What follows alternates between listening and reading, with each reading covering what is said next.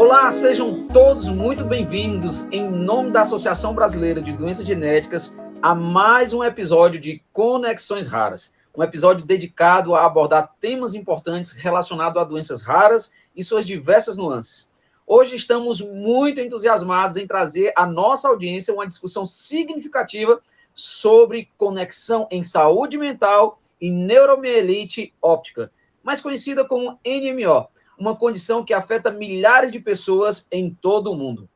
Apresentando esse episódio, como você já conhece, sou eu, Lindenberg Salmito, diretor da Associação Brasileira de Distrofias Musculares, pai de uma criança com uma doença rara, defensor incansável dessa causa e dos pacientes e suas famílias. No episódio de hoje, estaremos apresentando o grande psicólogo, o Edson Santos, para compartilhar suas experiências conosco. Junte-se a nós nessa experiência, nessa conversa significativa, enquanto buscamos criar mais conexões e compreensão em torno dessa condição rara. Ao longo dessa transmissão, vamos estar aqui explorando a complexa interação entre saúde mental e NMO, discutindo os desafios enfrentados pelos pacientes, estratégias de enfrentamento, importância, o suporte e muito mais. Em nome da Associação Brasileira de Doenças Genéticas, nossos agradecimentos aos nossos apoiadores sociais, aqueles que fazem acontecer esse programa, que é a Takeda, a Alnyla, a PTC Terapêuticas e a Fedram. Se junte a nós e também quero agradecer e deixar aqui toda a minha gratidão àqueles que nos acompanham, a você internauta, a você que nos acompanha nos nossos canais, como YouTube, e Spotify e Instagram. Eu vou, antes de chamar aqui o psicólogo, o homem que vai trazer aqui um entendimento sobre nós, o Edson Santos, eu vou estar apresentando ele e depois vou estar chamando. Entenda aí, porque o cara é fera no que se trata sobre esse assunto. Nosso convidado, ele traz consigo uma experiência, uma riqueza grande e um conhecimento na área de saúde mental e seus impactos sobre os pacientes de NMO. Ele é psicólogo, psicoterapeuta, coordenador do grupo de psicoterapeuta da ABNO, que é a Associação de Neuromielite Óptica. Ele é especialista em psicoterapia clínica e especialista em psicologia positiva e bem-estar pela PUC-RS. Ele também realiza atendimentos individuais e em grupos e ministra palestras, workshops na área de saúde mental e emocional em núcleos de saúde, escolas e empresas. O Edson Santos não é só um psicólogo renomado, mas também é reconhecido por seu envolvimento em diversas ações e iniciativas promovidas pela Associação Brasileira de NMO. Vamos aqui chamá-lo, né? Depois de uma apresentação dessa, um currículo maravilhoso e vasto, tenho certeza que você que está nos assistindo ou nos ouvindo vai ganhar muito, vai acrescer muito em conhecimento nessa área. É com você, o Edson Santos. Entre aí, diga quais são as suas expectativas sobre essa conversa e fale um pouco aí sobre você para nós. Olá, Lindenberg, olá a todos e a todas. Boa tarde. É muito gratificante estar aqui com vocês. É um prazer muito grande poder falar sobre o autocuidado de saúde mental e emocional, o quanto é precioso e o quanto nos ajuda também a ir além daquilo que a gente sabe sobre a gente. Então, bora compartilhar aí, dividir, compartilhar conhecimento, porque é sempre compartilhar, né? Sempre é uma troca muito boa. Que bom. E eu tenho certeza que todos aqueles que estão nos acompanhando podem e vão ganhar aqui informações preciosas. Mandaram para a gente, viu, Edson, perguntas para tratar sobre essa questão desse assunto hoje. E aí eu vou trazer aqui uma das perguntas que enviaram, e você que vai estar nos assistindo pelo YouTube pode também estar comentando depois, que depois o Edson pode olhar, entrar e até responder para você algumas questões. Mas vamos aqui antecipar as perguntas que já foram feitas. Diz assim a primeira pergunta: quais são os primeiros, ou na verdade, quais são os principais aspectos psicológicos que os pacientes enfrentam ao receberem o diagnóstico de NMO e como eles podem lidar com esse estresse inicial? Então, o que acontece inicialmente é uma ansiedade muito elevada, assim, além do que já é esperado, porque existe um não saber o que está acontecendo consigo, né? Muitos pacientes demoram um tempo para ter o diagnóstico, então toda a família também entra num estado de ansiedade muito crítico, devido a essa demora, até encontrar o que está acontecendo, né? Então, esse é um quadro que a gente percebe em quase todos os pacientes, né? Tudo que é novo, tudo que tira a gente da nossa zona de conforto causa essa ansiedade. Mas se tratando do físico, se tratando de não saber o que está acontecendo, isso mobiliza muito mais, né? Então, o que eu sempre aconselho inicialmente é pergunte tudo ao seu médico, tá com dúvidas, anota as dúvidas antes de ir, né? Já estou falando das estratégias aqui. Anota todas as dúvidas, por mais simples que você ache, mas anote, porque essa dúvida pode te fazer uma diferença lá na frente, né? Então, isso é bem... Algo que eu vejo inicialmente, assim, Lindenberg, é a ansiedade muito, muito grave, devido ao quadro mesmo. E realmente isso é muito preocupante, porque, na verdade, quando a gente está correndo atrás para descobrir, tudo é muito raro, né? Eu tiro aqui, por exemplo, eu tanto tenho uma esposa com doença rara, como eu tenho um filho com doença rara. E até você correr para todos os hospitais, ninguém conhece, ninguém sabe o que é, ninguém... Os profissionais, na verdade, em geral, poucos conhecem. A gente precisa ir para um centro de referência, e a gente realmente tem essa dificuldade, porque a gente percebe que tem algo diferente, tem algo que não é comum, mas ninguém consegue fechar. E realmente essa ansiedade, essa preocupação mexe muito conosco. Isso. E isso não é diferente com o pessoal que tem o diagnóstico de NMO, né? A Isso. segunda pergunta, quer falar alguma coisa? Não, é isso, né? Dá essa sensação mesmo de estar perdido, né? De sem saber direito o que fazer, como resolver. Então, anotar, eu acho que ajuda muito a ir organizando, né? É interessante que a gente a... corre para o Google, né? É interessante que a gente corre para o É, Google. E aí a preocupação ainda aumenta maior, né? Ainda é maior porque a gente começa a ver um montão de coisas e isso mexe muito com a gente, né? sim, sim, sim. Uhum. E uma segunda pergunta que diz assim: quais são as estratégias que você começou até falando aí? Quais são algumas estratégias eficazes que os pacientes podem utilizar para lidar com esse estresse, com essa ansiedade, com essa depressão, com essas condições que tanto que ele está descobrindo como que ele ainda vai descobrir? Sim, primeira estratégia é não vá para o Google. Respire fundo e não vá para o Google. Anote, né? Converse com o médico, como eu falei. Mas uma outra estratégia que é muito boa é você perceber, né? Ou o paciente ou o familiar, quem é sua rede de apoio. Porque como se tem uma sensação muito grande de estar perdido, de ainda não entender o que está acontecendo, é importante que nós tenhamos ao nosso redor pessoas que estão um pouquinho fora, mas que podem nos dar estrutura, apoio, no que quer que seja, né? Desde cuidar de uma casa, desde conversar, né? Desde poder fazer a compra naquele momento, ou cuidar de um outro filho.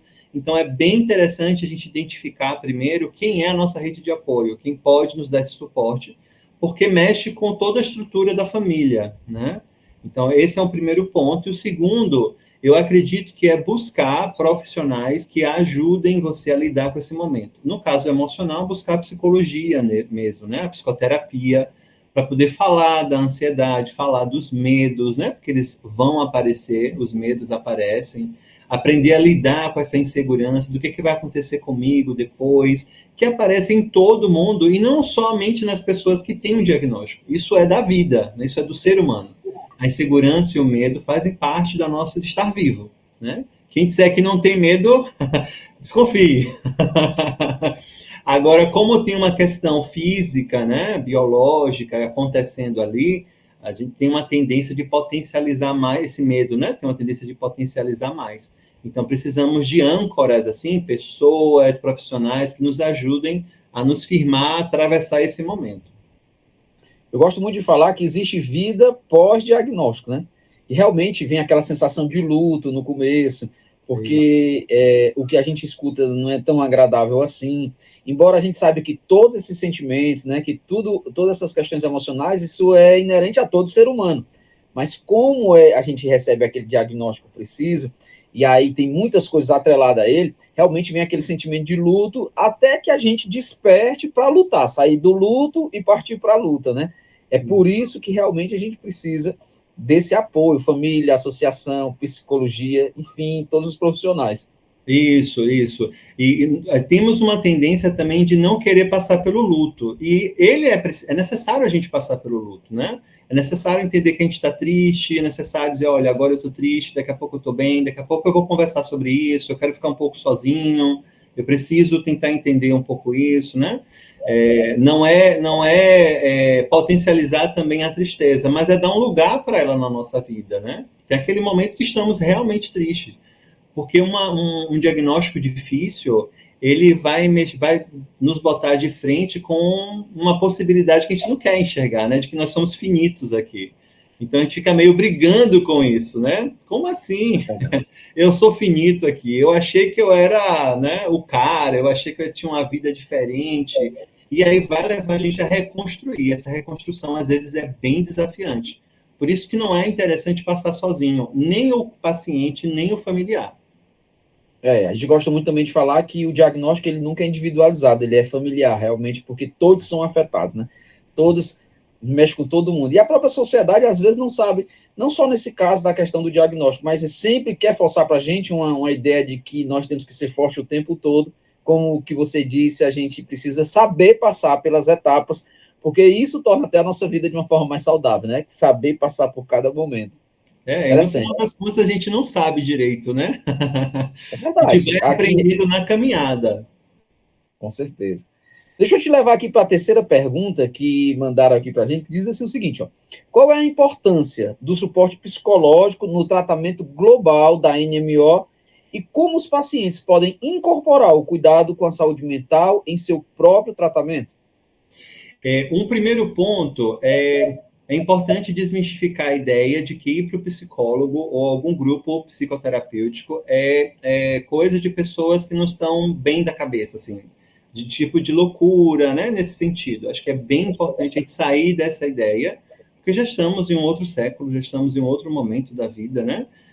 A psicologia é uma ciência, assim como todas as outras. A medicina a fisioterapia né? Então, são cuidados da saúde de outros ângulos. Acho que o primeiro ponto é a gente sair disso, para poder dar espaço para buscar esse profissional, para nos ajudar a organizar nossa mente. Porque se a gente olhar para trás, nossos pais, nossos avós, eles não sabiam sobre isso.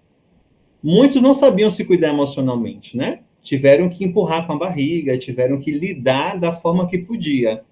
Mas nós estamos vivendo numa outra época, né? Num outro momento. Então, se a gente busca referência atrás de como é que nossa mãe, nosso pai lidou com algumas situações, às vezes não foram tão saudáveis. Então, a gente fica um pouco sem referência. Por isso que é importante a gente buscar um profissional que pode ajudar a gente a encontrar novas referências. Ou fazer a gente enxergar que nós já temos potenciais suficientes dentro da gente, recursos, para lidar com algumas coisas. Então, é esse olhar de fora, assim, né? Tinha uma época que eu atendia muito criança, né? E quando a criança chegava e perguntava, o que eu estou fazendo aqui? Eu dizia para ela, olha, eu tenho uma lupa que aí eu aumento o tamanho para a gente entender o que está acontecendo. E a gente vai vendo e vai vendo as possibilidades de ou sair disso ou ressignificar isso, dar outro sentido. E aí as crianças entendiam e eu acho que fica fácil todo mundo entender qual é a importância, né, desse lugar que é a psicoterapia. Mas é interessante que a gente, desde criança, na verdade, na escola, a gente aprende sobre o sistema digestivo, o sistema nervoso, a gente aprende um montão de coisa e nada é inserido em relação à nossa saúde emocional, à nossa saúde mental. E isso agora, depois que a gente sai da escola, a gente percebe o quanto nós perdemos, o quanto nós não conquistamos. E temos até dificuldade de enfrentar essas questões. Inclusive, agora, recentemente, aí na mídia, um dos jogadores de futebol aí que hoje está crescendo muito, que é aquele jogador do Palmeiras que foi para a seleção, ele disse que ele não tem necessidade de psicologia ou de ser tratado por um psicólogo, embora ele só tenha 17 anos, a gente talvez nessa fase também a gente pensava do mesmo jeito, mas com o passar do tempo, com o amadurecimento, com aquilo que a gente vai enfrentando, a gente percebe o quão é importante e o quão é necessário já começar a ser inserido desde do ensino infantil. A gente precisa, se nós fôssemos tratados ou se nós fôssemos preparados para enfrentar todos esses tipos de adversidades, nós poderíamos, ou na verdade, nos daríamos melhor em qualquer outra situação, não é verdade? Isso. Era uma outra época, né? A nossa época lá nossa época, me senti velho agora, mas mas essa época passada, né? Era uma outra época, a cultura era diferente e eu te digo mais, assim, o quanto é desafiante para nós homens também buscar ajuda, né? Porque aí tem o machismo, tem um monte de coisa, né? Quem tem que ser forte o tempo todo, né? Tem que estar sempre entendendo, dando direção e tem horas que nós não conseguimos. Isso não é porque é homem ou mulher, isso é porque é ser humano. Então, ultrapassar todas essas crenças que foram colocadas, né, culturalmente na nossa vida é um desafio muito grande para todo mundo. Imagina para quem já está passando por um processo, né, de descobrir um diagnóstico difícil, né? Enfim, então são muitos desafios que não precisamos passar sozinho por isso. Bacana, essa nossa conversa, realmente, quem está assistindo, quem está ouvindo pelo Spotify, vai a crescer e vai entender o quão importante, e é por isso que a gente já vai para a próxima pergunta, que diz assim: como a NMO pode influenciar a autoestima e a imagem corporal dos pacientes, e quais são as maneiras de promover uma imagem corporal positiva? Essa pergunta é desafiante, assim, porque primeiro a NMO ela mexe, né, com todo o sistema nervoso e para algumas pessoas ficam algumas sequelas, né, não para todas. Então, é importante, antes de tudo, não fugir do que está acontecendo dentro de si, né? Perceber quando está se sentindo com baixa estima, não está gostando do que está vendo. É importante a gente perceber que estamos nesse lugar, assim, né? De autocrítica. Somos muito julgadores ainda, né? E isso vai se potencializar, pode se potencializar, passando por um momento desafiante como esse. Então, primeiro eu preciso reconhecer que eu estou passando por isso, e aí depois perceber se eu preciso de ajuda, né? E aí a ajuda pode ser a amiga, o amigo, o pai, a mãe, o profissional, o psicólogo, né? Não vou me colocar nesse lugar de salvador, porque não existe isso, né? Às vezes a amiga vai falar, a avó vai falar algo que o profissional não vai falar e pode fazer muito mais sentido. Então, primeiro eu reconheço, depois eu vejo se eu preciso de ajuda e que tipo de ajuda eu preciso, né, para lidar com isso. Porque com a NMO, a NMO pede para que as pessoas ressignifiquem a identidade delas. Então, algumas deixam de caminhar, outras têm problemas na visão, tem pessoas que não têm sequelas nenhuma. Então, assim, eu cresci entendendo que a minha vida ia ser de uma forma e agora eu preciso ressignificar essa identidade, né? Então, muitos homens também que eram provedores da família e agora não são mais. Então, é muita ressignificação de identidade, né? Então, primeiro eu preciso reconhecer que isso está difícil para mim e aí sim eu busco ajuda para lidar com isso. Porque não tem uma receita, sabe, Lindenberg? Eu preciso buscar mesmo suporte para lidar com isso, ressignificar isso. Então, eu não posso hoje ser o provedor da casa, mas eu posso ajudar em alguma coisa na casa, eu posso ajudar na criação dos filhos, eu posso, né?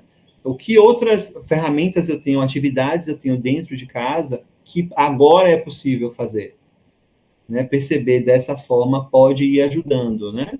Ok, eu não, então ainda não tenho aquele corpo de antes, mas eu posso fazer atividade física, né?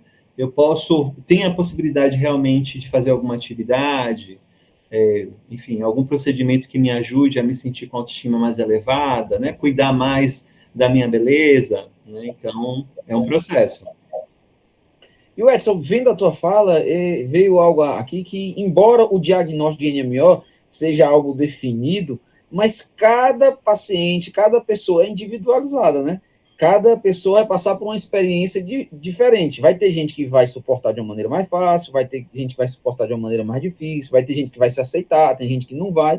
E realmente é interessante essas dicas, é interessante tudo aquilo que você está falando, porque quem está nos ouvindo aqui, talvez você não tenha o diagnóstico, mas conhece alguém que tem o diagnóstico, conhece alguém que tem que perceber isso. E diante de todo ser humano, cada um é diferente, cada um vai suportar e vai vencer e vai romper de forma diferente. O que a gente precisa é entender e compreender essa situação. E é muito bom ouvir isso de um profissional, porque sabe o que está falando. Às vezes a gente fala aqui por uma experiência, por uma coisa, mas quando a gente vai falar, quando a gente escuta um profissional falando e dando a direção, realmente a gente tem muito mais base e muito mais, ver aquilo de forma muito mais firme. É Deixa eu interessante, partir. Ah, é interessante te ouvir, Lindenberg, porque tem casos da pessoa não ter sintoma ou nada, né, que aconteceu no corpo físico, nenhuma sequela, e ela acaba se sentindo meio culpada de participar de grupos onde tem pessoas que têm sequelas. E aí é um outro lado, né? De trabalhar com ela a liberação dessa culpa, né? De poder ir para a vida entendendo que cada um tem um processo completamente diferente do outro. E, verdade. Então, tem alguns lados, assim, né, que é importante a gente falar. Assim também, como você falou, né, das pessoas que lidam melhor, né, lidam de uma forma mais saudável. Mas essas pessoas também podem ter momentos desafiantes, de tristeza, de baixa de humor, de, poxa, não estou conseguindo, e tá tudo bem. A grande ideia é a gente lembrar que somos humanos e não sabemos tudo. A ideia maior é essa, né?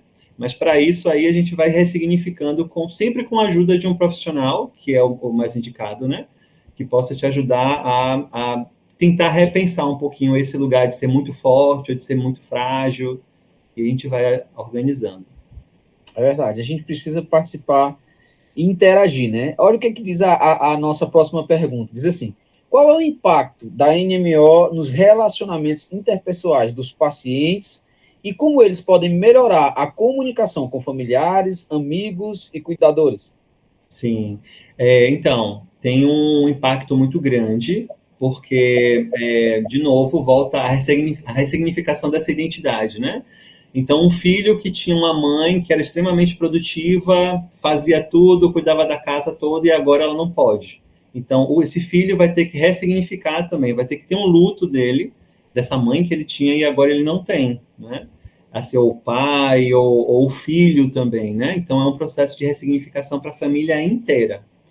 E aí uma estratégia que eu sempre dou no grupo terapêutico é aprender a perceber o que está sentindo na hora, né? Então assim, eu não estou disponível hoje para conversar. Hoje eu não estou bem. Poder falar isso para o outro com muita verdade. Olha, agora eu não consigo conversar, mas depois a gente conversa. Porque tem uma hora que a gente não está conseguindo, sabe? Então a comunicação ajuda muito, né? É, então, tem pessoa, assim, a gente tem uma grande crença de que se alguém tá triste, eu preciso fazer alguma coisa para essa pessoa ficar feliz. Então, nas relações, a gente precisa entender, precisa não, mas é interessante a gente entender que só o fato de a gente estar presente ao lado da pessoa é suficiente, pode ser suficiente para ela, sem precisar falar nada. Só que a nossa cultura, não sei se é assim em todo o Brasil, mas falando aqui de Bahia, Salvador, temos uma tendência de a pessoa estar triste. Não, não fica assim não, que vai passar, e a gente dá 1000 receitas. Ao invés de falar, poxa, tá difícil mesmo, mas eu tô aqui. Se precisar de alguma coisa, eu tô aqui. Então, o que eu tenho trabalhado nos grupos é comunique o que você está sentindo. Então, agora eu quero conversar, agora eu não quero conversar, eu preciso que você fique do meu lado, não, agora eu quero ficar sozinho. Identificando o que você precisa, a sua necessidade, isso vai diminuir os ruídos de comunicação com o outro. Porque o outro não tem como saber como você está se sentindo se você não falar. Verdade. Então, isso vai ajudando também na saúde das relações. Mas eu percebendo aqui a forma como você se expressa, a gente parece que não foi treinado para isso, né? A gente não foi treinado para aceitar a condição das pessoas, né? Eu vejo aqui muito em casa, o meu garoto que tem a doença rara, a mãe dele também tem, mas às vezes ele quer passar para o pai a ideia de que ele pode superar. Então, assim, quando ele está sentindo dores ou quando ele está passando dificuldades, ele espera o final do dia para conversar com a mãe dele, porque a mãe dele compreende a dor, né? Compreende a questão, e ele pede, não fala para o pai, não, mas ele, quando ele diz não fala para o pai, não é que ele tenha medo ou coisa do tipo, é porque ele quer se mostrar produtivo para mim, ele quer se mostrar forte para mim, porque ele vê que na figura de pai eu estou resolvendo tudo, eu estou correndo atrás, estou fazendo, aí ele quer passar essa mesma perspectiva, né? E assim, e isso nunca foi imposto, porque na verdade é que a gente declara amor, a gente vive, a gente trabalha, mas a gente vê a preocupação dele, por quê? Porque o ambiente escolar, os outros ambientes não preparam para justamente expressar de forma sem nenhum peso ou de forma tranquila o que está sentindo na hora, né? É aquele negócio, tem que demonstrar essa força. Isso. E aí o nosso trabalho hoje enquanto adultos, cuidando de crianças, é muitas vezes falar para elas assim, eu às vezes não fico bem, às vezes eu fico confuso, às vezes eu não sei o que fazer. Só que eu uso outros recursos que você um dia vai aprender. Eu lembro de uma vez, Lindeberg, que eu estava atendendo uma criança e aí eu estava muito triste no dia. Aí ele chegou, só que ele não sabia, né, o que estava acontecendo. E ele chegou no consultório, ele olhou para mim e falou assim: "Você está triste comigo?" Eu falei, eu não estou triste com você, mas eu estou muito triste, né? Mas são problemas de adulto, não é problema de criança. Pronto, ele voltou a brincar.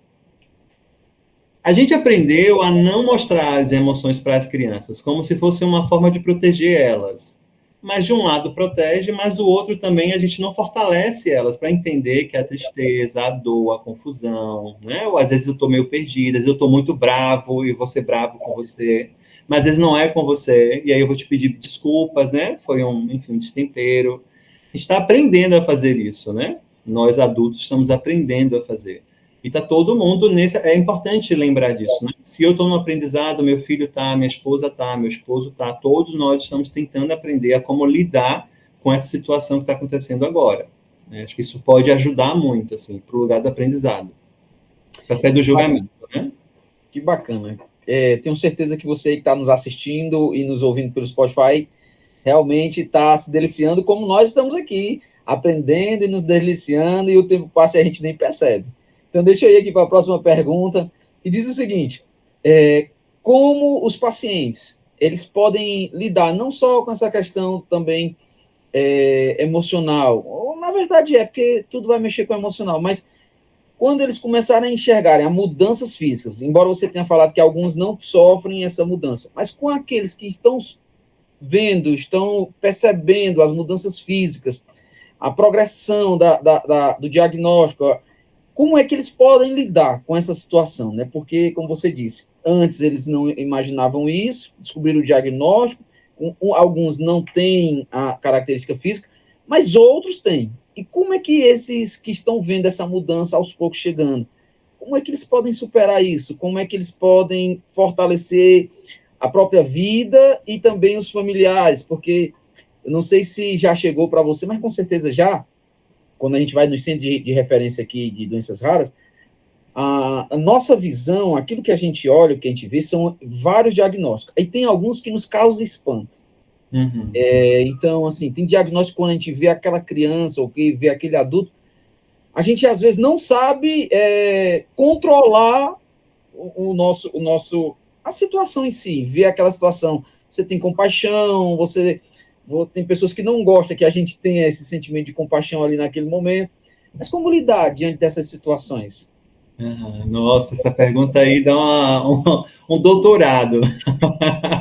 Eu vou tentar. Então, olha, como vou usar a palavra que você falou, é um processo. É um processo, assim, precisa lembrar, né? Então, primeiro, normalmente, acontece uma negação do que está acontecendo, depois vai vindo outros passos, né? Até a aceitação. Nem sempre a aceitação é a primeira coisa que é feito. Quando alguns pacientes começam a perceber que esse corpo não funciona mais como antes. Então, primeiro é calma e paciência. É necessário ter muita calma e muita paciência consigo. Porque, por exemplo, a NMO atinge muitas mulheres com idade aí entre, né, já vi de 19 até mais, né, mulheres mais idosas. Então, assim, tem toda uma expectativa para essa mulher, para esse corpo, foram feitos vários planos, vários sonhos, e não é de uma hora para outra que a gente ressignifica tudo isso. Então, é aos poucos. É um passo de cada vez. Então, eu vou na fisioterapia, eu faço o meu movimento, e aí eu vejo algumas mudanças, e aos poucos eu vou reconstruindo também essa nova imagem de mim. O que eu poderia te dizer hoje Lindeberg, é isso, assim, paciência. E aí, paciência para as famílias também, né? Porque é um processo demorado, né? Pode ser rápido? Pode. Tem pessoas que têm um movimento mais rápido? Tem. Mas não são todas. Então, eu não posso comparar a minha história com a do outro. Por mais que elas sejam um pouco semelhantes, mas isso não é a mesma coisa, né? E aí, o familiar que está acompanhando aquela pessoa também passa por um processo de ressignificar aquilo, né? Então, se é um filho meu, eu fiz planos para esse filho até ele casar. E eu vou precisar ressignificar esse plano. E eu vou ter que deixar um outro plano aparecer, que eu não sei ainda qual é.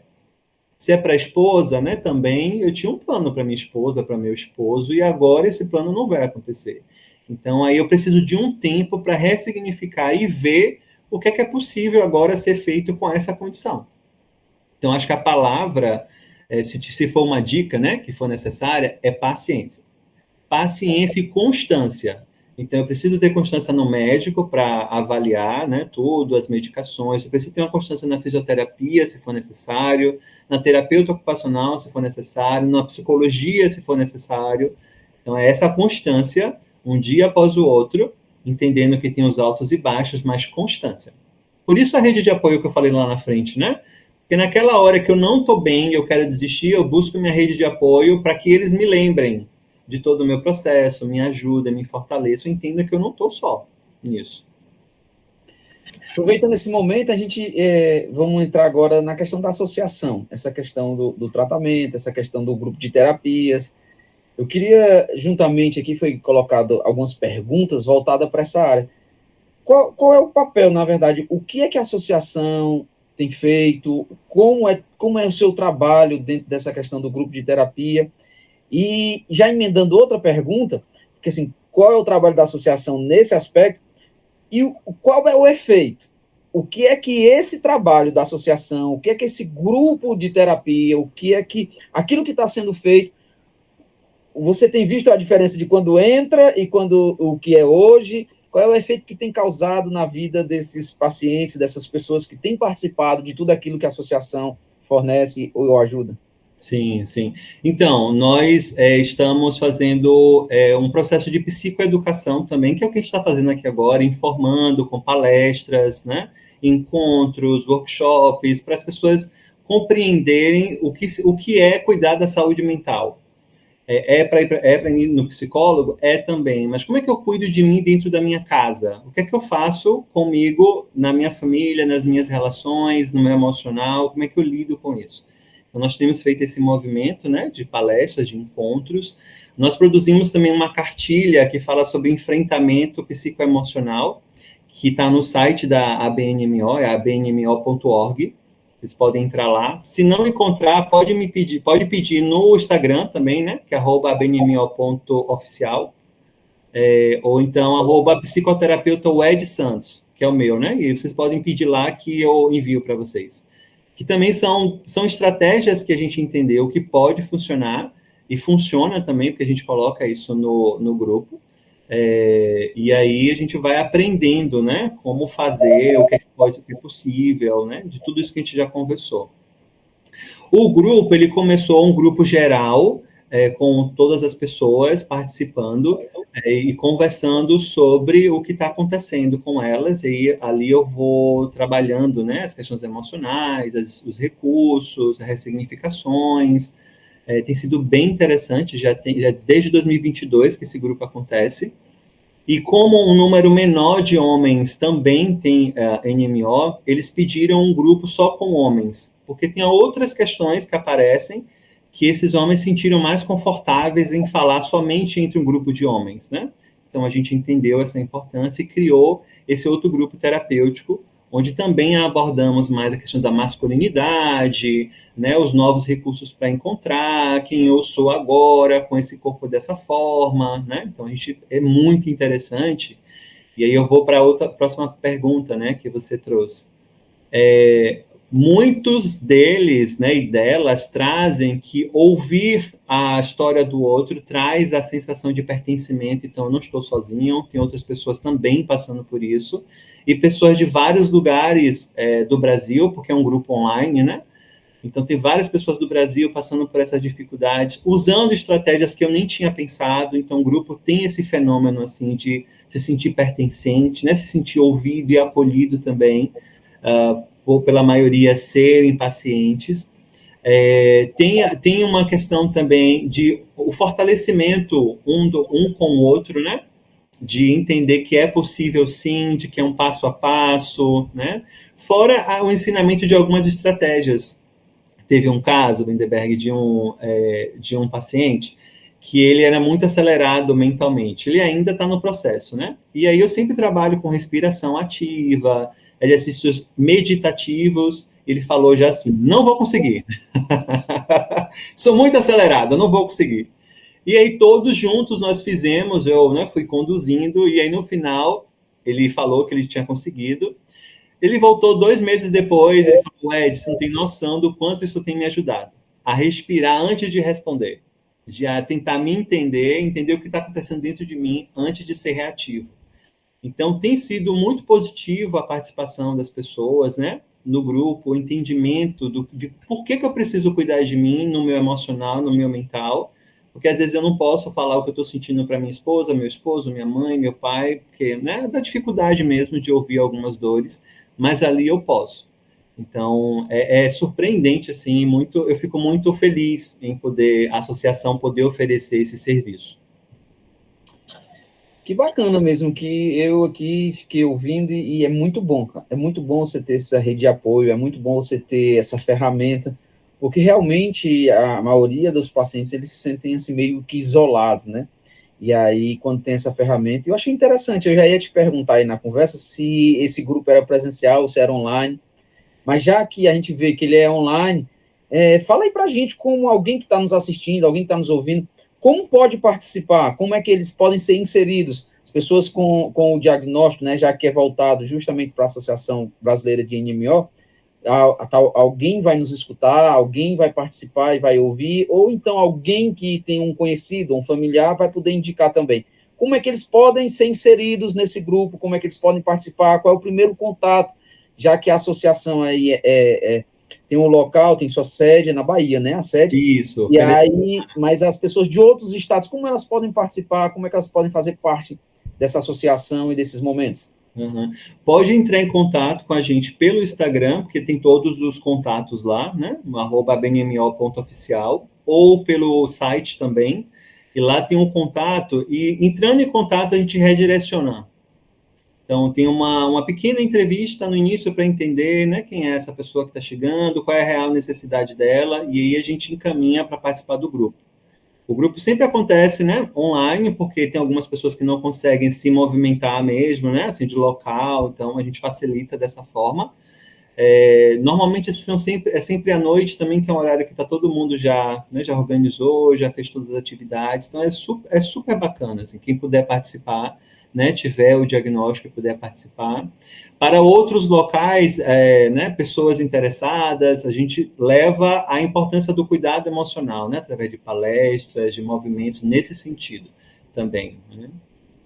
Que legal. Cara, o tempo voou quando a conversa é boa, quando é agradável, o tempo passa rápido, o tempo passa rápido, mas foi realmente algo assim de grande valia, algo mesmo que vai, como vai ficar gravado aí nas plataformas, é algo que a gente vai poder assistir uma, duas, três vezes, e eu quero convidar você a compartilhar, a divulgar, porque às vezes você que está assistindo, você que está nos ouvindo, às vezes não é com você, mas você vai conhecer alguém que passa por essa situação, alguém que tem características, alguém que está passando por essa situação, e você pode ser aquele que indica, aquele que leva, e isso é muito bom ser pontes para pessoas que estão passando por situações de diagnóstico, de descobrir essa nova realidade. Eu queria deixar contigo, Edson, esse último momento, as considerações finais, aquilo que você acha importante ainda que a gente não conversou, ou até mesmo reforçar aquilo que a gente já falou aqui, mas queria dar aí para você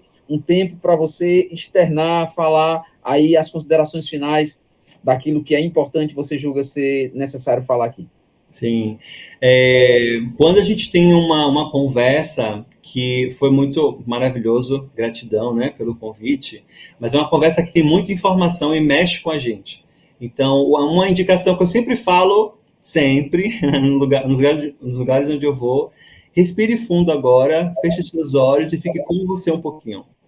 Solte toda a expectativa do que quer que seja, ficar só com você. Isso faz a gente entender só o nosso processo, né? Solta a mãe, solta pai, solta todo mundo, ficar só comigo, para entender como é que eu tô agora. E aí, quando eu sei como é que eu tô, eu posso dar o próximo passo.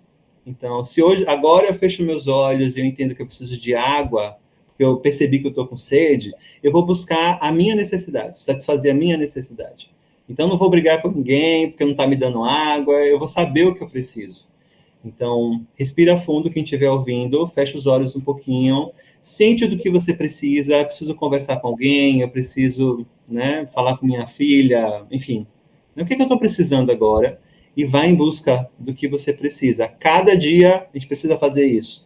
E assim a gente vai indo para um lado mais saudável da vida, né? Sem esperar que o outro adivinhe do que a gente quer, mas também comunicando para o outro, né? E assim a gente vai, com certeza, se reconectando com quem nós somos e fazendo essa caminhada nesse processo ficar um pouquinho mais leve, né? Eu acho que é por aí.